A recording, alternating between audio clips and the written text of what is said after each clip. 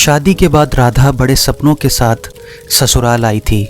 उसे लगा था कि यह घर उसका भी अपना होगा, लेकिन धीरे धीरे सास के ताने शुरू हो गए। तुम्हें घर संभालना नहीं आता, हमारी परंपराओं का आदर कहाँ है। ससुर भी गुस्से में कहते, हमारे खानदान का मान सम्मान करना तुम्हें नहीं आता। पति हमेशा चुप रहता, उसने कभी राधा का साथ नहीं दिया।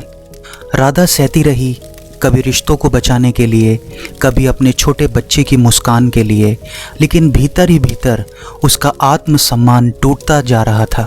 एक रात जब सब सो गए, राधा ने आईने में खुद को देखा। उसकी आंखों में आंसू थे, लेकिन उनमें एक चिंगारी भी थी। उसने खुद से कहा, अब बस, मैं और चुप नहीं रहूंगी। अगले दिन नाश्ते की मेज पर राधा ने हिम्मत जुटाकर विनम्र स्वर से कहा, माँ जी, बाबूजी, मैं जानती हूँ कि आप दोनों ने इस घर को खड़ा करने में कितनी मेहनत की है। यह घर आपकी तपस्या का परिणाम है। पर सोचिए, अगर हर ईंट को ताना और चोट मारकर जोड़ा जाता तो क्या यह दीवारें कभी मजबूत बनती? इसी तरह अगर हर दिन मेरे आत्मसम्मान पर चोट होती रही तो क्या मैं कभी इस घर की नींव मजबूत बना पाऊंगी? मैं आपकी बहू हूँ, लेकिन सबसे पहले इंसान भी हूँ। मुझे गाली नहीं, आपका विश्वास चाहिए। ताने नहीं, आपका आशीर्वाद चाहिए।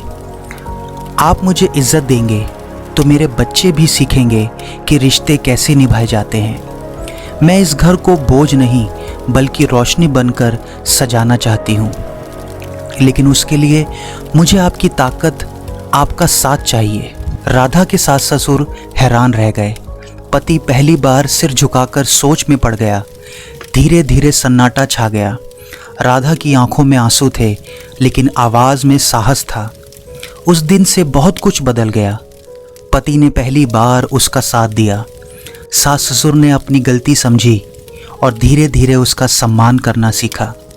वही दीवारें जो राधा के लिए कैद बन चुकी थी, अब उसके साहस की गवाह बन गई।